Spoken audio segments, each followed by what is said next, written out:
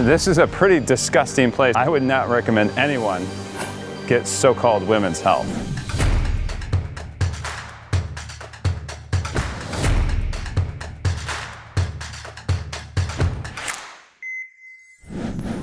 We're now in Florida.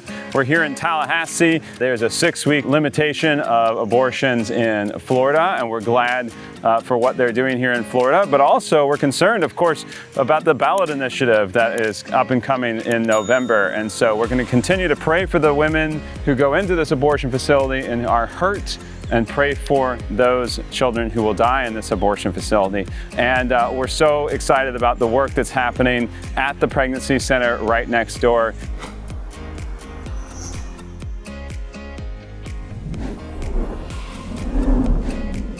We were at the North Florida Women's Services 2412 West Plaza Drive. They do abortions all the way up to 12 weeks here at this abortion facility. Right across the way is the Women's Clinic, a pro-life pregnancy center. And my wife even said, "Oh my, great job on signage, but this place over here, not one sign." I don't think that they want anyone to know that it's an abortion facility, but obviously those here locally definitely know it's an abortion facility. That's why they set up shop right next door.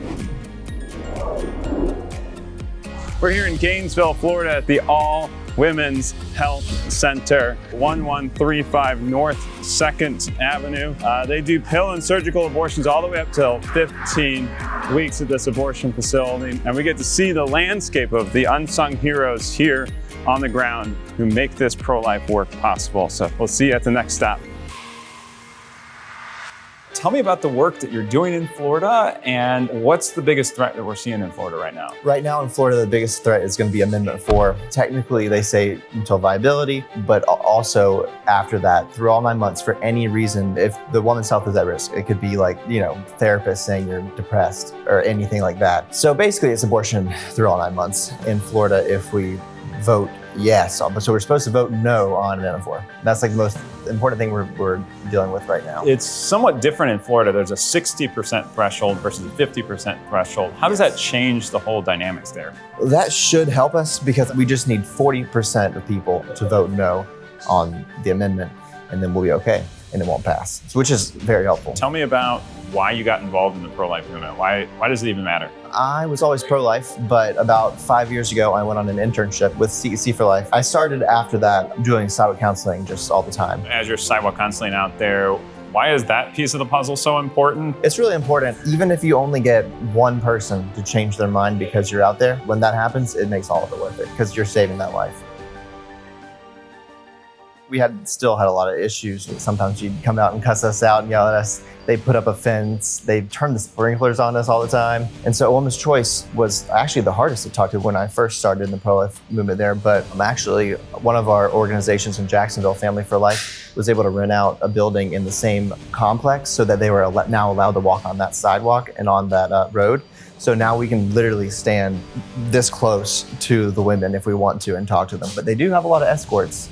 And the escorts have been really ugly in the past and done some crazy things. In Florida, what do you think are the greatest opportunities? The biggest opportunity we have right now is to keep our 6-week ban by ending this amendment that's being put up and just by voting no on it and shutting that down. And of course, they're going to try again. But if we can stop this one, I'm pretty certain we can stop the ones in the future. So just keeping what we have right now in the 6-week ban and then building off of that to go ahead and go out like Alabama and just go all the way is what would be the best. But tell me about your family and how your family might be involved in the pro-life movement. We all go to the same church, so we're all very pro-life. My parents, sometimes they'll come up to the clinic, and my sister, and What do you tell those people who are considering coming into the pro-life movement? Why getting involved? I thought it was already done with. Dobbs did all the work for us. We can move on to other things. What can you tell them? I would tell them that no matter what state they're in, even if they're in a state where abortion is illegal, there's still a ton to do in the pro-life movement.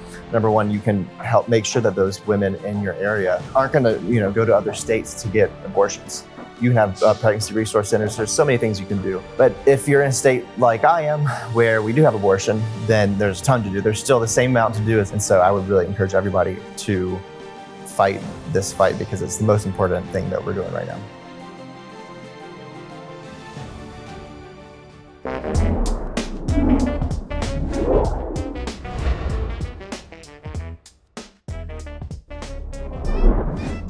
and Roses Women's Health Center, the so-called Women's Health Center. You can see the front door is covered in trash.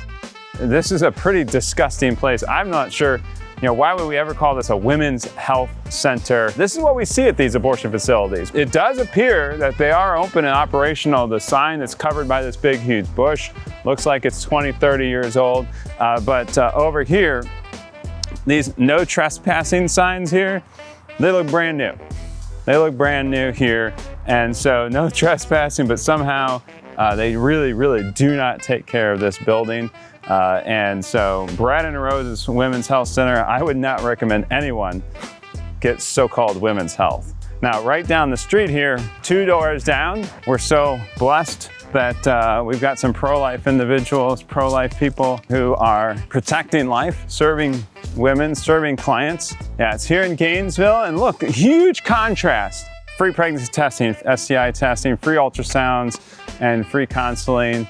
They did a fantastic job with, very welcoming place for women who are considering abortion, actually providing real tangible resources for these women who are considering this abortion. I don't know about you, but disgusting abortion facility with trash all over the front door, or a beautiful pregnancy center that's actually going to help them, provide real resources for them, and have an opportunity to choose life. I think it's night and day. It's life and death. You can see the contrast there. But here we are in Gainesville, Florida. We'll see you on the next stop as we continue this pro-life journey.